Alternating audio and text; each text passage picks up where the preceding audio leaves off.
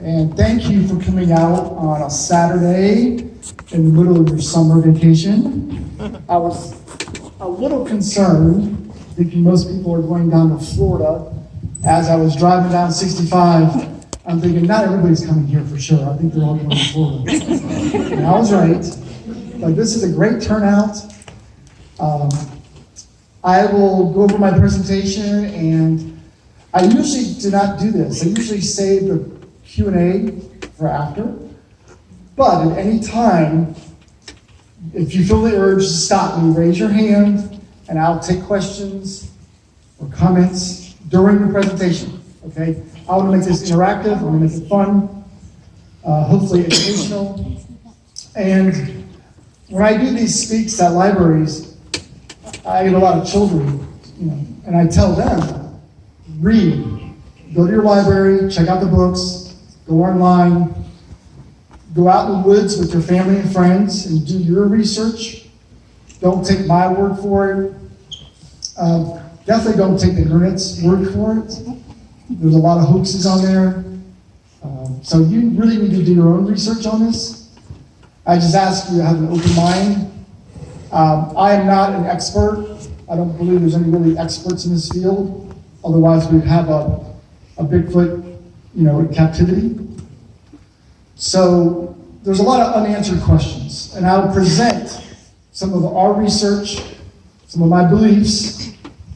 I've been doing it for over 3 decades in Kentucky, and over 300 eyewitness reports that we documented, where we meet the witness in person if possible, sometimes over the phone, and we pinpoint areas in Kentucky. We go there, we have expeditions, investigations, and we have interactions. I am a 100% believer. I'm not a knower. A knower is someone who's seen one. A believer is somebody like myself that's overwhelmed by the evidence and you're just convinced.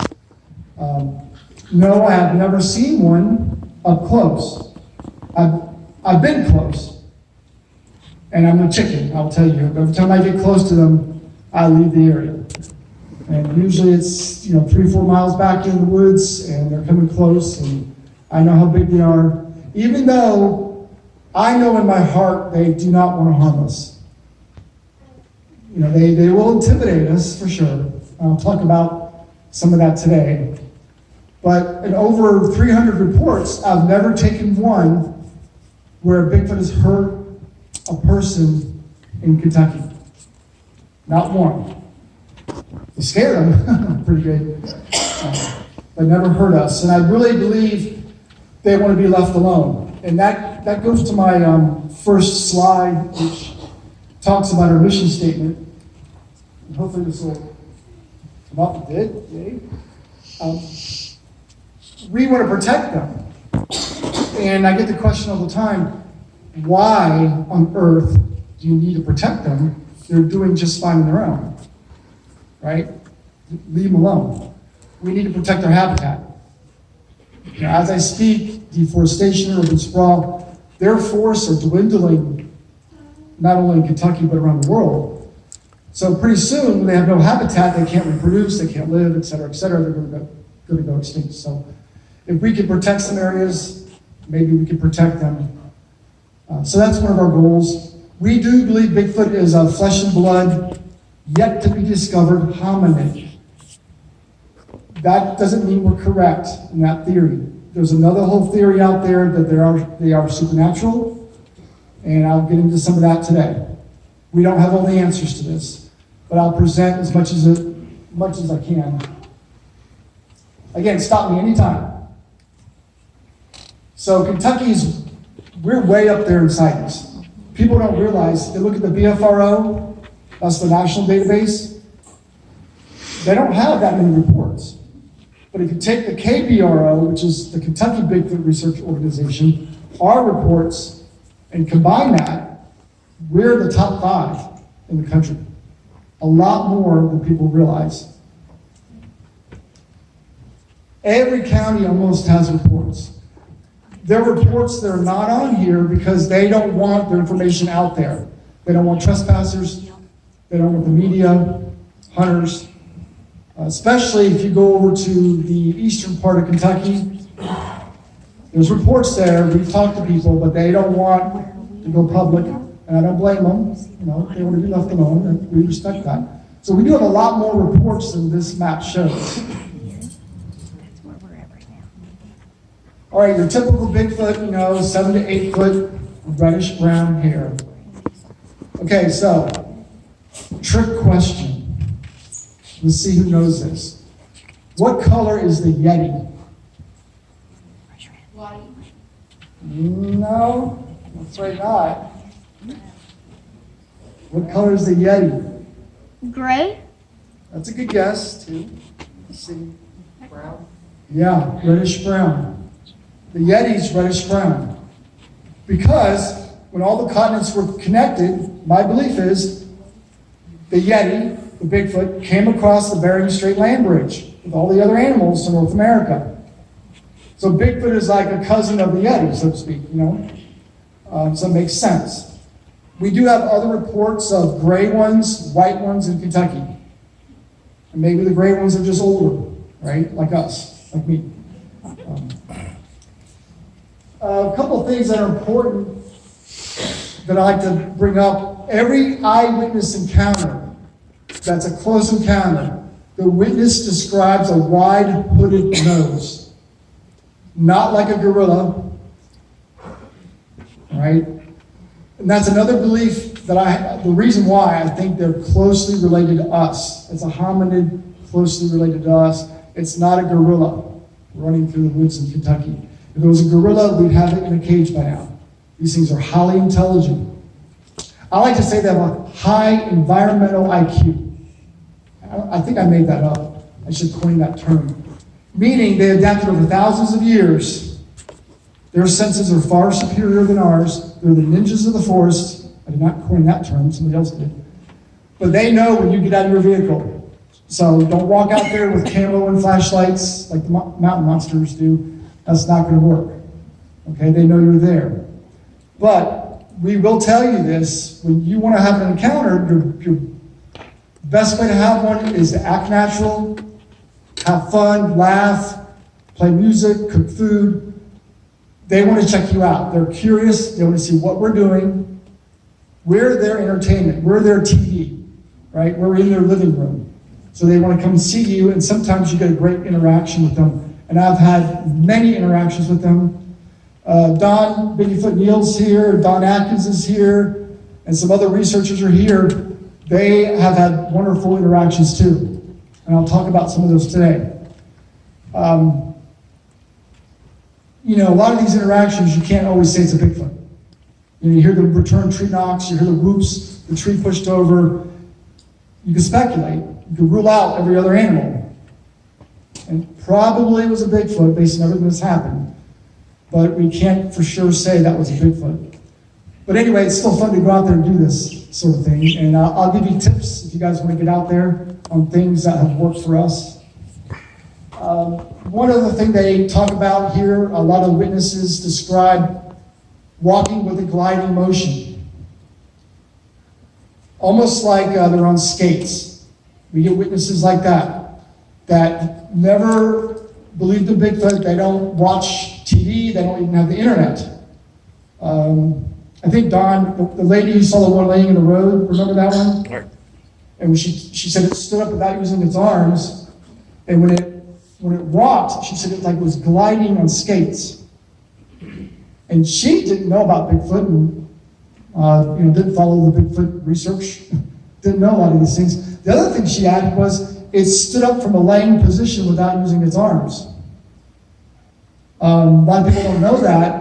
In 1924, Albert Ostman, he was in a sleeping bag, picked up, carried off to a cave, and was held captive for a while. And in that story, which he told John Green, late great John Green, Bigfoot researcher, he said, I saw these creatures stand up from a seated position without using their arms.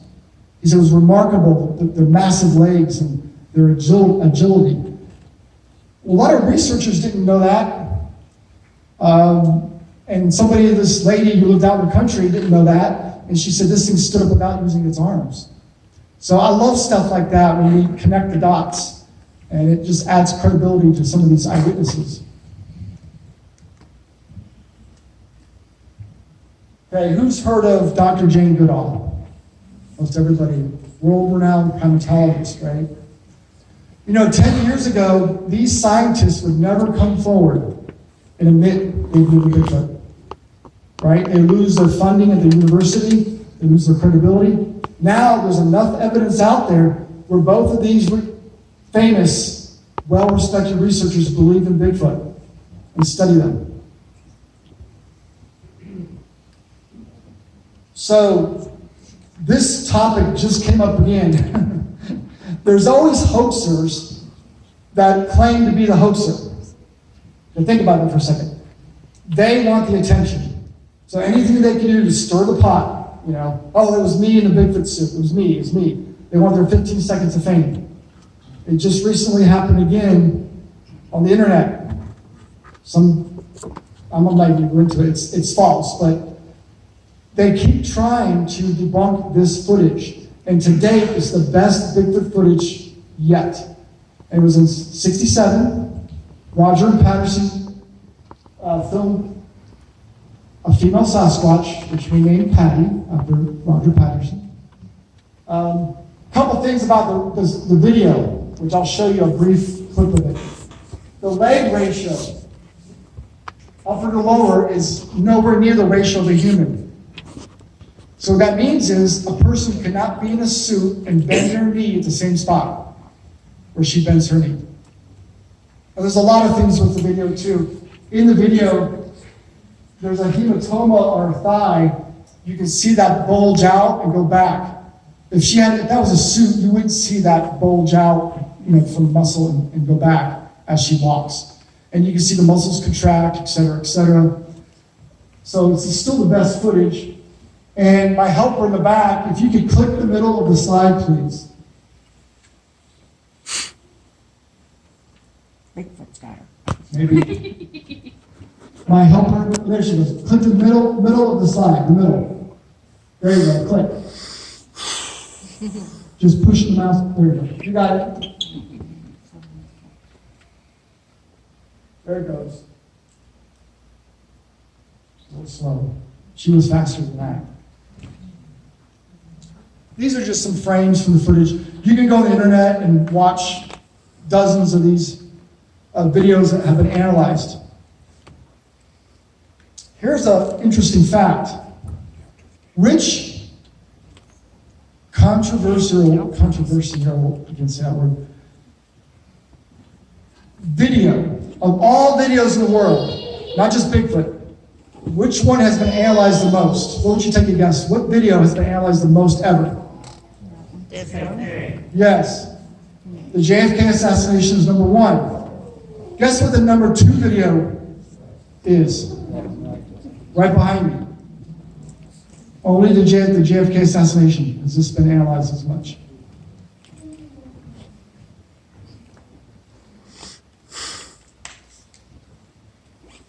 My computer's going a little slow. So. It's okay. Just jump into the next slide. The next slide. It's thinking.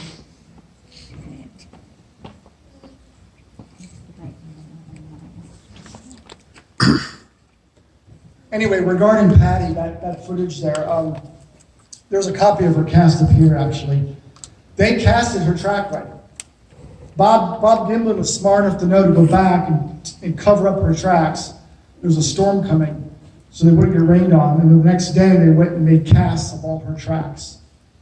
So not only you got the footage, you got actual casts. Let's see, is it going anywhere?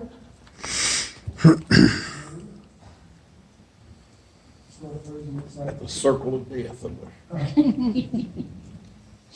going to see if I can help her real quick. Hold on 1 second. One of those is a copy of her cast. One of those is a copy of her cast. Yeah, on this table, you get the biggest one. If I'm not mistaken, that's the one right there. I didn't pay attention.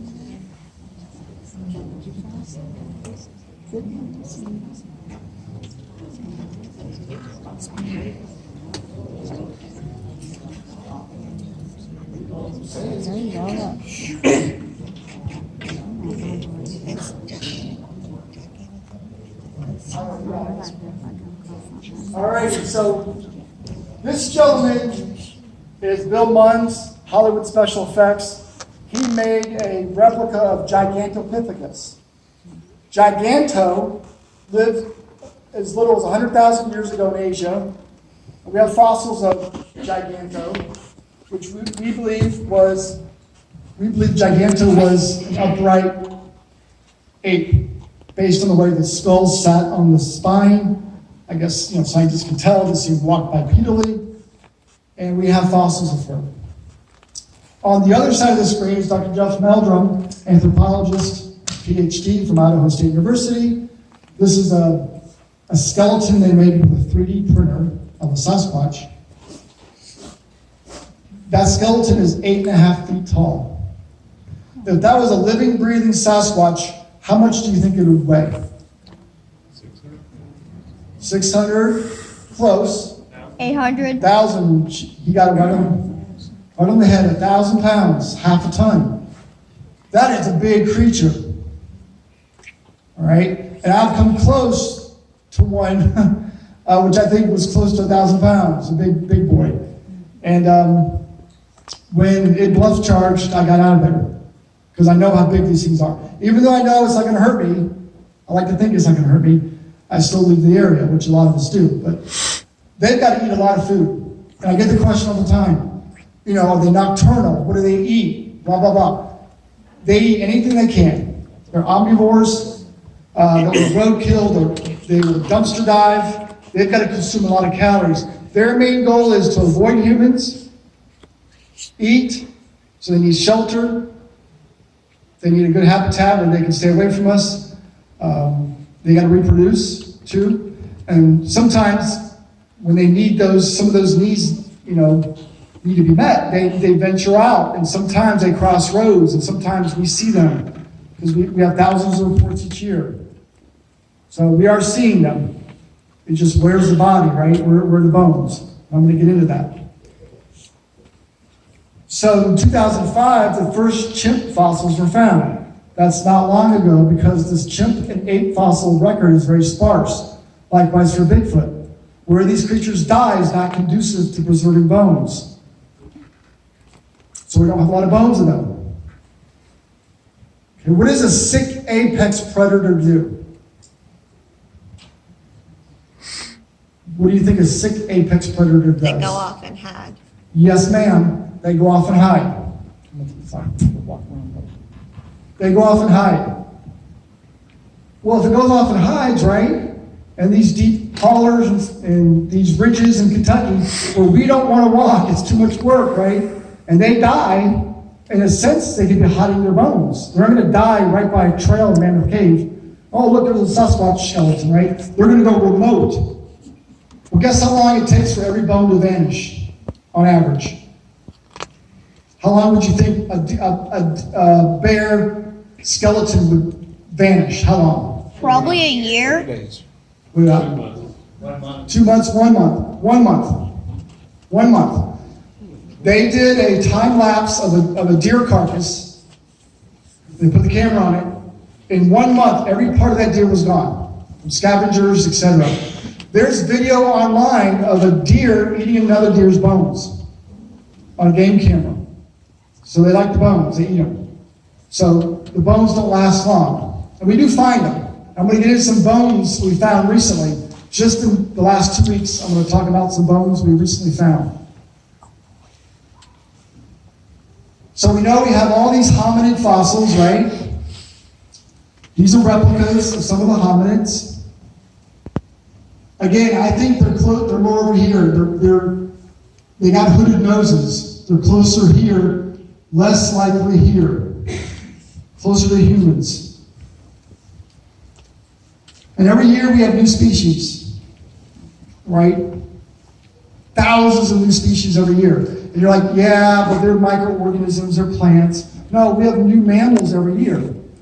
So this is about 2 years ago, the giant tortoise in the Galapagos. That's a slow not so bright creature. We just discovered it. A Bigfoot is highly intelligent and not slow, right? We have a monkey in the Himalayas, was just discovered a couple of years ago. And another hominid in South Africa. Now, this gets interesting now.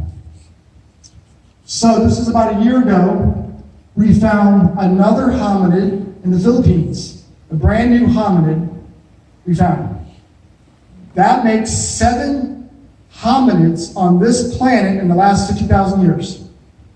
7 different hominids. Upright walking creatures like us. That's what I'm talking about. We believe Bigfoot is another one of those creatures. We have the eyewitness encounters from credible people. And it's like Don likes to say, not everybody is a drunken liar. Did I get that right? We have credible witnesses. We have law enforcement we've interviewed. Park rangers we've interviewed in Kentucky that have seen them. So this one here, who's heard about the Dragon Man? Right? I think they named him Homo Wangi is the official name. This guy here was just discovered. And there's a picture of his skull. Larger than the humans, heavy brow, large eyes, and we just identified him. It was actually found 85 years ago. Some Chinese worker, I guess, found it, hid it, and then, I guess on his deathbed, told his family where he had hidden the skull. And they think this thing is closer to us than Neanderthal. This thing's much closer to us. And if you put hair on him, right? If you cover him with hair more, he kind of has those Bigfoot features. Heavy brow, large nose. So we're just learning these things. We just learned a couple of years ago, Homo sapiens bred with Neanderthals, right? We just discovered that. We all have Neanderthal DNA in us. We just learned that. We're learning new things, all the time. So I'm going to talk the difference between flesh and blood and supernatural. Okay, so just to explain a little bit about the other side of the research. There are researchers that believe they can mind speak. They can cloak. They can turn invisible. They can walk through portals. Maybe. Okay, I'm not saying that we're right. I'm not saying they're right. We don't know all the answers. In the Bible, it talks about the Nephilims, right? The fallen angel came down, and long story short, the Nephilims could be, the origin of Bigfoot maybe, and could have supernatural powers. We don't know, maybe that's true. That's in the Bible. But I believe a little bit is more into the science side of it and adaptation. Over thousands of years, we adapt to our environments. Their senses are far superior than our senses. Okay, our senses are diminishing. We use technology as crutches. So we go walking through the woods, we're at a huge disadvantage. They have the upper hand. Now, I don't believe they walk through portals, and I don't believe they cloak. Okay, I took a report here in the Green River of some boys fishing in the Green River nearby, and in a big sycamore tree, there was a crash, and a branch falls with this large white creature into the Green River. They said it was covered in hair, and it fell in the water, got up and started swimming arm over arm. Said it looked just like a Bigfoot, but it was white, covered in hair. The boys jumped up, they ran off the dock, they ran around the woods, and were watching this creature swim the Green River. It went to the bank, grabbed a branch, pulled itself up. He says the strangest thing, when it got out of the water, its hair looked dry. The hair was blowing in the wind as it ran off. So the hair could have properties, right? Maybe it's the oil. Maybe it's the development. It doesn't have a cellular medulla like we do. It doesn't have that. Some part of these properties, maybe it can refract light. Maybe it could bend light. Maybe it could step back in the shadows, right? There's a report, LBL, that I'm going to talk about recently. The gentleman who witnessed in the daytime said it almost looked like it was changing colors, stepping in and out of the shadows. Right? Polar bear, their hair's clear, but it appears white. So you see where I'm going with this. The hairs can change and help blend it in really easily. So, if we see a Bigfoot and we blink our eyes just for a second and it's gone, doesn't mean it cloaked or walked through a portal. If we like look down for a second, hey, did you see that? And we point and the Bigfoot's gone. I believe they drop down into the tall grass, they step behind a tree, they're super fast, and they can disappear in a second. So here's my test, ready? I want you to watch this Bigfoot. Don't take your eyes off him. But on the count of 3, I want you to blink. Okay? All right, on 3. 1, 2, 3.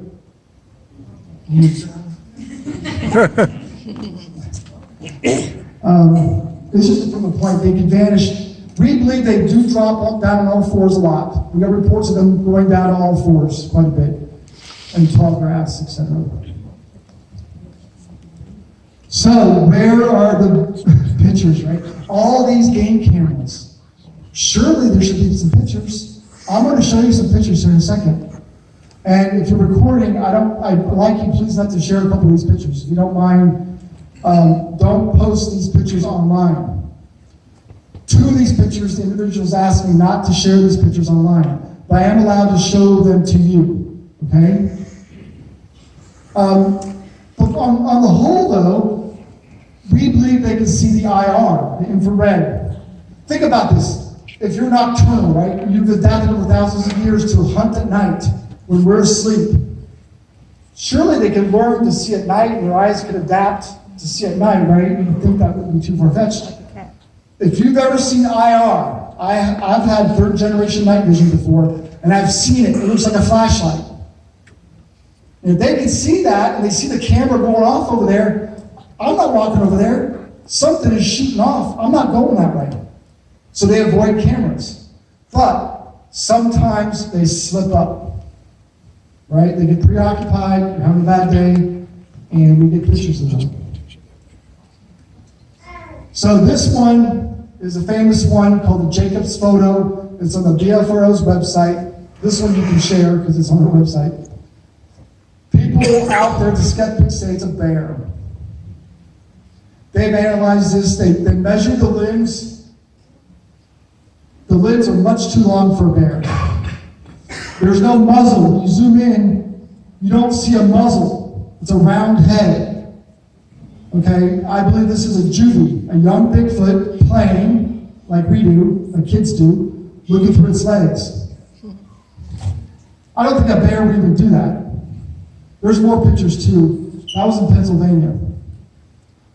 This one, people claim it was from this movie, Claude, and they say, oh, this is a picture, this is a suit from this movie. I put them side by side, because on the internet they were saying, oh, somebody altered the, the color. No, it's not just the color, it's the whole entire shape of this creature. The huge trapezius, the massive trapezius muscles. If you zoom in on this, you can see tits on that photo. This is another story where it was turned in anonymously to a researcher. Please, I don't want people to know where I live. I don't want to be harassed by this. So this evidence just goes by the wayside. Okay, the next couple of pictures I definitely don't want you to share, please. Actually, this one you can, sorry. The next couple of pictures. This one had a tack right here. This was a hard copy down in Owensboro, Kentucky, in a restaurant. And a gentleman, Mike was his name, he brought it to me. He said I could have this photo, and I scanned it, and he said, this creature here was massive because these reeds, you can't see them. He went out there, they're 3 feet high, those reeds. Now again, it could be a man in a suit, or it could be a man in a coat. We don't know. And this was scanned. I said, oh, does he have the SD card? If we could get the SD card, we could zoom in on it and really analyze it. No, he didn't keep it. He erased it or used it again. So too bad, because we could really zoom in on a computer if we had the SD card. All right, the next two pictures, don't share, please. Squatches, and I don't get excited. So he texted me, he said, I got a picture of a Bigfoot. I didn't stop what I was doing until I opened it up. And I think it was the next day we drove down there when I saw that. This is Don's photo, right, Don? Yes. From, is this your game camera? Or Yeah, it's my game camera. Your game camera? Ohio County, Kentucky. Don Bigfoot Neal is a researcher in our organization. He's an ordained minister, so he preaches the gospel by day and he squatches by night. And this is one of his photos, which I love, and he's analyzed this. And Don, you can talk about this, but there's an eye shine right there. See it? Oh, if you click on the screen for me real quick. I thought I was going to have a laptop out here. Usually I click on it, but I actually, it's not a big deal, but there's my special effect. So Don, how high up was the eyes?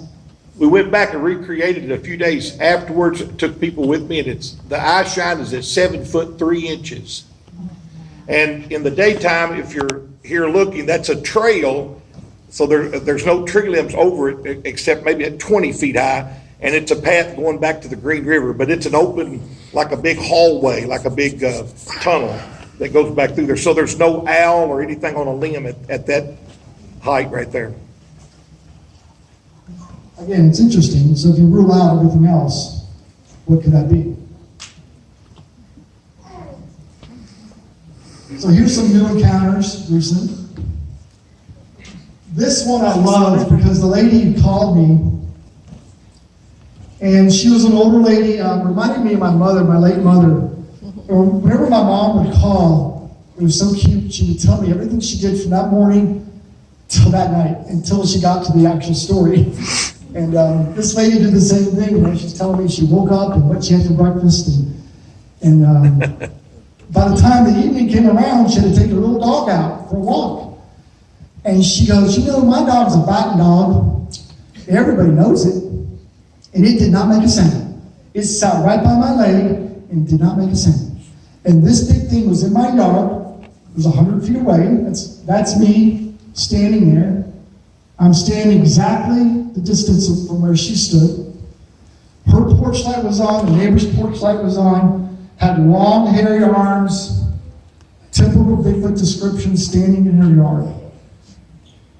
And she said, when you come out here, I'll show you my dog's a biting dog. I went out there and I never did meet her dog, but she was blown away how an animal, how does this dog know, right? How did the dog knows not to bark and to make a sound, but this is not a person. If it was a person, you'd think the dog would bark like it usually does, because it's always barking. But anyway, I thought it was interesting. This is a sketch by Terry Thomas. He's an artist in our group. He talked to the witness and kind of drew what she saw. This was at LBL not too long ago. He drew this picture with his daughter's crayons when he got home. It's reddish brown. The story goes they were fishing. They decided to stop and cook some hot dogs on the shore. They pulled over in this cove area. No trails, no parking lot, dense woods in LBL. And they took the little grill out, they're cooking, and he hears something walking up on the ridge. And he tells his wife, keep a lookout. I think there's people up there, but there should not be because there's no trails. So just keep your eye out up there. There's somebody up there. Pretty soon they hear a loud tree knock. And he and his son look at each other like, hey, that's what Bigfoot do. So Mike grabbed the tree limb and he hit a tree with it. Immediately after Mike hits the tree, another knock comes from down the bank. Well, they got out of there, right? They're like, it's time to go. They loaded up, they got in the boat, and they started driving really slow down the bank. And Mike looks up, and in this opening here, he sees this creature watching them. And he says, Charlie, I know why people don't get pictures of these. By the time I even touched my phone, that thing was gone in a flash. It was so fast, so agile. There's no way I could have got a picture of that. And there's more to that story. His testimony is on our website, KentuckyBigfoot.com. If you go to videos, you can watch Mike talk about the entire encounter. We were there, we were talking to him. We go in the woods looking for tracks. It's a long video, but we actually get some evidence that night. We heard tree knocks and some vocals that very night there at that same spot. So that whole video is on our website. He's here, by the way. I don't know if you knew that or not. Mike, are you here? Oh, Mike, I thought it was you. So Mike is here, the witness right there. Did I exaggerate that story or not? I left out a lot of stuff too, Mike. There's a lot more to that story. Like his daughter heard a growl, right? There's a lot of that story. Go to the website, check it out. Sandy Hook is another report we took last year. This gentleman did not know about the BFRO, the national database. He had no clue there was a Bigfoot sighting 2 years prior.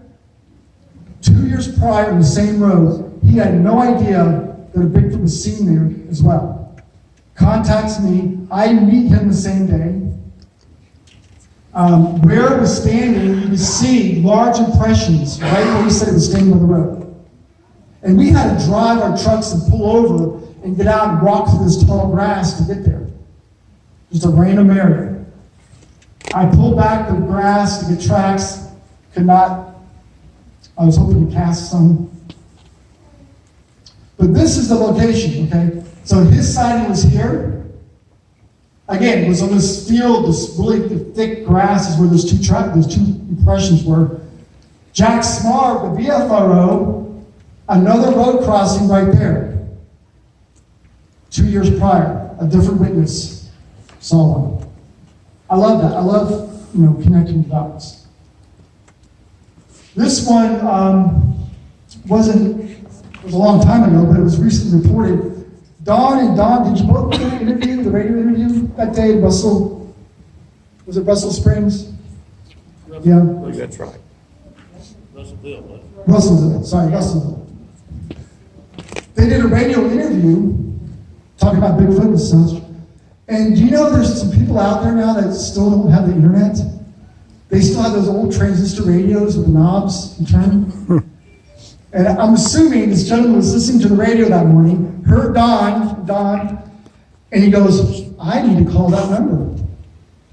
So he calls and talks to Don, and finally I get his phone number, I talk to him. He had a little garden in his backyard. He grew all kinds of vegetables, and a couple things he grew were strawberries and some potatoes. And he said one evening, before dusk, it was still light out, I was tending my garden. I look across the fence by the tree line, and there's this large creature standing there. And this gentleman's a sweet, sweet man. He goes, it's okay. You can come closer. I won't hurt you. So he's just standing with his rake. He's got his rake. He goes, you can come closer. I won't hurt you. Then he realized maybe the rake is scaring the creature. He lays the rake down. And he says it again. It's okay, you can come closer. The creature walks towards him, steps over a fence, and walks up about 20 feet from him, up an embankment. So he's kind of down an embankment, but they're staring eye to eye. And the gentleman was about 6 foot tall. He said, we're eye to eye, but this creature's down the hill, and we're looking eye to eye. And this is it's hard to see. It's gray. He said it was kind of gray. The bangs look cut on the forehead. They were like straight across. Wide-footed nose, long arms, typical Bigfoot, and we just stared at each other. Because finally, I decided it's time to go in the house. So he turns to go in the house, and before he goes in the house, he looks back and the creature's walking away behind his greenhouse. So the gentleman goes inside, he gets 2 potatoes from his garden, opens his back door, and sets the potatoes on the railing to his deck. Before he goes to bed, he looks outside and the potatoes are gone.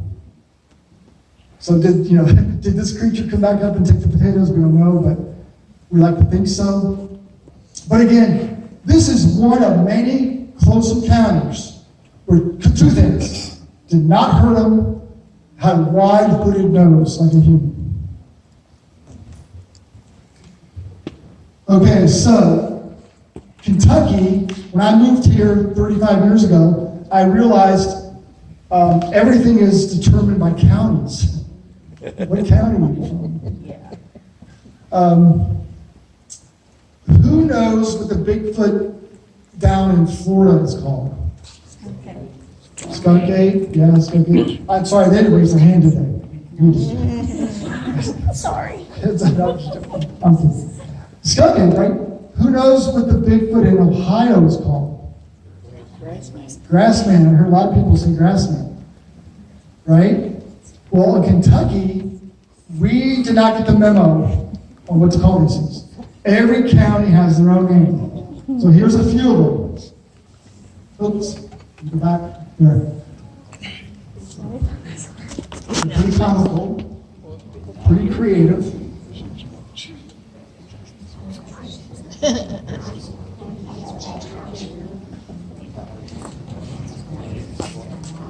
Oh, wait, there's more.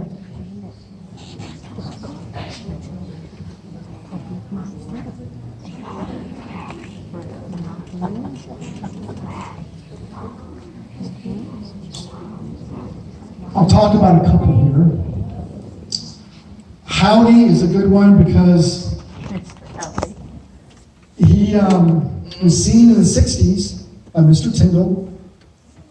He was in his backyard, and out of the tree line walked this hairy creature, stopped. The hairy creature raised his arm and then retreated into the trees. Multiple people have seen this creature in the area. In 2011, Jack Smart from BFRO took a report not too far from there, same county.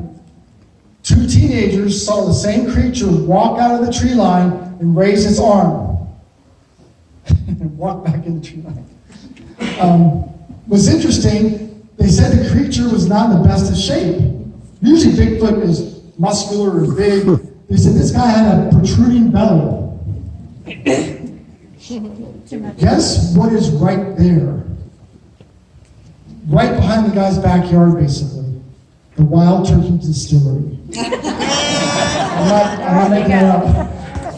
Literally, the guy lives behind the distillery. So maybe that's why he's happy. I don't know.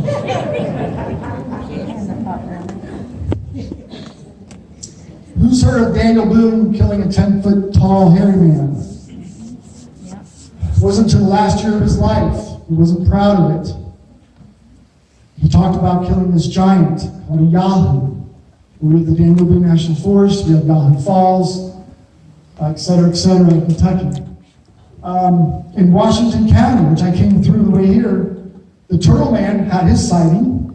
Right, you guys heard the Turtle Man. He saw Bigfoot. He gave us hair from his sighting, which came back unknown primate, which adds up.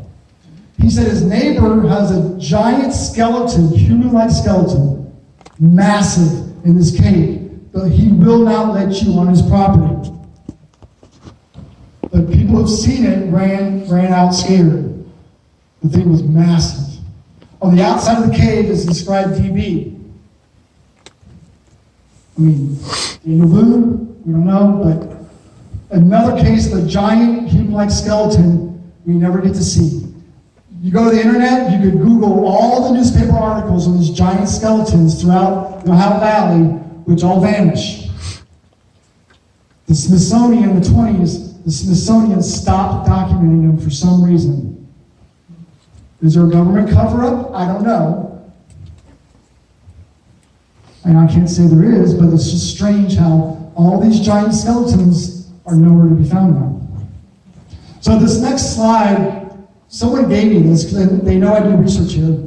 They said, Charlie, check this slide out. there's these giant skeletons over here. Way up there, there's giant skeletons. Up here, it talks about Daniel Boone killing a bear in a cave. I'm sure he killed lots of bear. I pulled up Google Earth.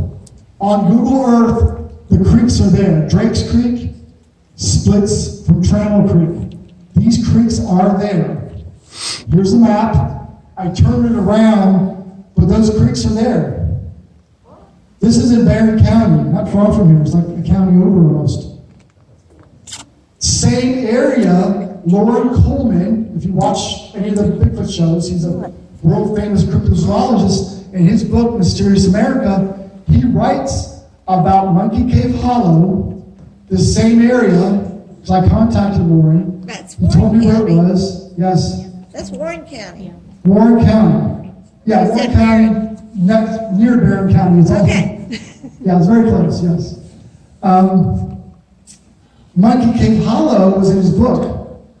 And in that story, he talks about the early settlers killed off a tribe of monkey men in his book in the 1700s. Same area.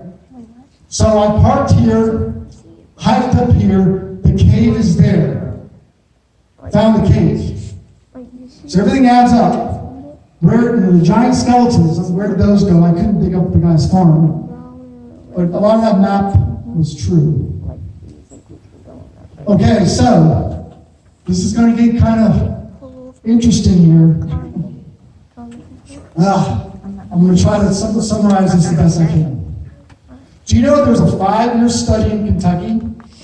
A millionaire from Canada named Erickson came down to Kentucky to study 3 Bigfoot for 5 years. He brought in scientists with PhDs to study these 3 Bigfoot in Crittenden, Kentucky, northern Kentucky. It started because this old lady would throw out her scraps in the backyard to feed the animals. Lo and behold, these Bigfoot would come up and eat the scraps. Matt Moneymaker got some footage. This footage up here of the one Sasquatch walking up. Adrian found out about all this. He bought the rights to everything. He bought the farm. He moved the old couple out. Brought in the scientists for 5 years. I told my son, I go, Zach, wait and see. But all your friends, Bigfoot's going to be proven this year. We're going to get DNA, et cetera, which they did. They also got DNA from the area. So here's what happens. They move the couple out. The Bigfoots leave. Like, where are the Bigfoots? Well, the lady's feeding them down the street. I'm like, no, stop putting the food out. We want them to come here. And she had this song. She sing this every time she go out with the food. She sing this song. And by the way, they love pancakes with maple syrup. That was their favorite food. So they told her, please don't feed them. We want them to come here. They got footage. They got video. I'm going to show you a picture here of this Bigfoot. Okay, so follow me. When this came out, people said it was a Chewbacca mask. When you heard George Lucas made Chewie in the likeness of his dog, right? I have a very reliable source close to the subject here. You know him. I'm not going to mention his name, but you know who he is. He said, do you know there's a documentary of the early Star Wars when they made it. Chewbacca was not hairy. He was like a lizard man with webbed feet. The early sketches of Chewbacca were not what you see today. But Bigfoot was hot then, so George made it look like a Bigfoot. So the Bigfoot looks like Matilda. Not Matilda looking like the Bigfoot. You got it? All right, so that was one thing. The other thing is if you take this comparison online, it's been altered. You will not find that same Chewbacca mask anywhere. The skeptics altered it to look like the footage that I'll show you. All right, the hoaxers, the debunkers altered that picture. You will not find that same picture anywhere of that Chewbacca mask. All right, so here's a picture, a little video. Can you click the center to the side, please?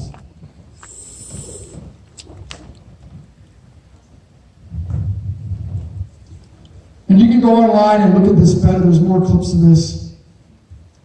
It's kind of hard to see. She's got a protruding muzzle, prognathism. A lot of chimps and apes have that prognathism.